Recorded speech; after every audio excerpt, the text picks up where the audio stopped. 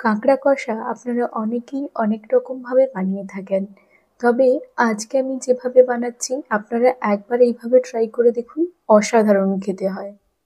এখানে প্রায় 1 কেজি মতো কাঁকড়া নিয়েছি। একটা সাইজ ছিল প্রায় 400 গ্রাম।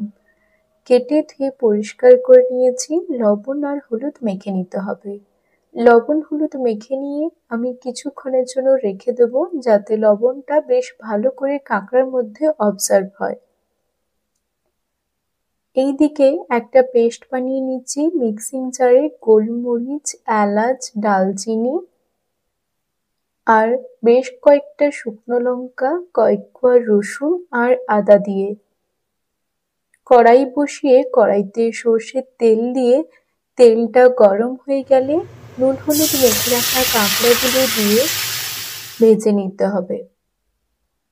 ব্যাস, কাঁকড়াগুলো ভাজা হয়ে গেছে, এরপর তুলে নিতে হবে। ওই কড়াইতে সামান্য আরেকটু সর্ষের তেল দিয়ে দিয়েছি। লম্বা লম্বা করে কেটে রাখা আলুগুলো দিয়ে দেব। সামান্য একটু লবণ দিয়ে বেশ লাল লাল করে ভেজে নিতে হবে। আপনারা চাইলে এই আলুটা ডুমো ডুমো করেও কেটে দিতে পারেন। ঠিক এই রকম ভেজে তুলে নিতে হবে।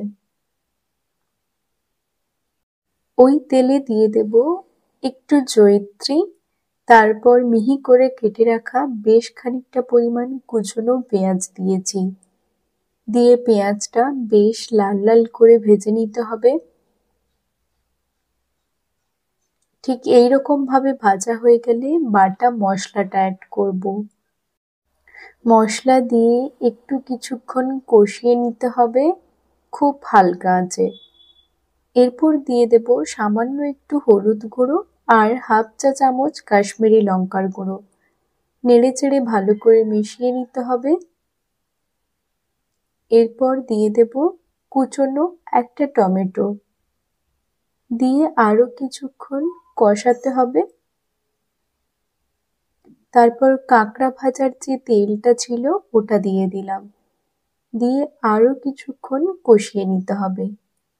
এরপর সামান্য একটু বাটি ধোয়া জল দিয়েছি, দিয়ে আরো কিছুক্ষণ কষিয়ে নিতে হবে।